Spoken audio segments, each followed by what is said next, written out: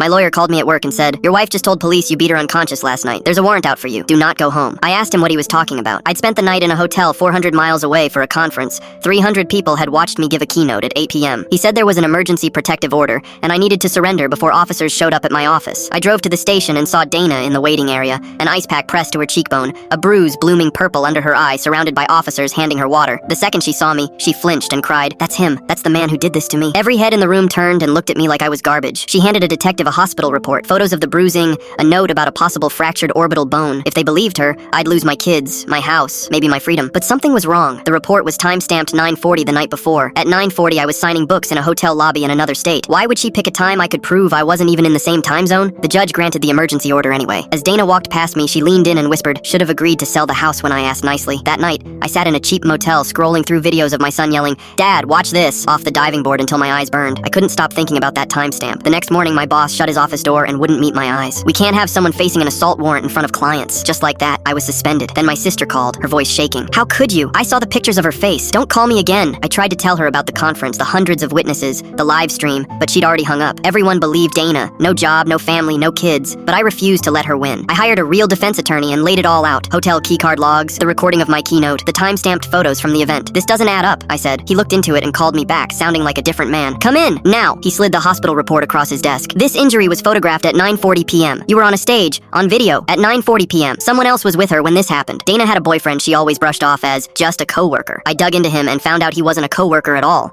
He was an ER tech at the exact hospital that filed her report. My lawyer subpoenaed the badge records. The boyfriend had clocked in that night and personally logged her intake. Then my lawyer leaned forward. "There's more. She listed the house and both retirement accounts for sale the same week she filed the report. She was planning to cash out and take the kids overseas to her mother's." When I walked into the courtroom, Dana was surrounded by friends telling her how strong she was. She saw me and started crying on cue, but the moment they looked away, she smirked and mouthed, "They're mine now." My lawyer stood. The room went silent and I could hear my own heartbeat. "You testified the assault happened at 9:40. Can you explain why the defendant appears on a live broadcast 400 miles away at that exact minute?" Dana laughed. "The times are always off. Hospitals make mistakes." My lawyer held up the keycard logs, then called the boyfriend to the stand. He walked up like a man heading to the gallows. I noticed a wedding ring on his finger. "Your badge logged you into that ER the night of the report. You processed her intake yourself. Perjury is a felony." The boyfriend looked at Dana, begging. She mouthed, "Don't." He broke anyway. "She had me photograph her after she hit herself with the bathroom door. She said it was the only way to get the house and leave the country." Dana slammed the table. "Shut up." My lawyer stepped closer. "So who assaulted you, ma'am?" The room held its breath. "Nobody," the boyfriend whispered. "She did it to herself." Dana shot out of her chair so hard it crashed backward. "You're ruining everything."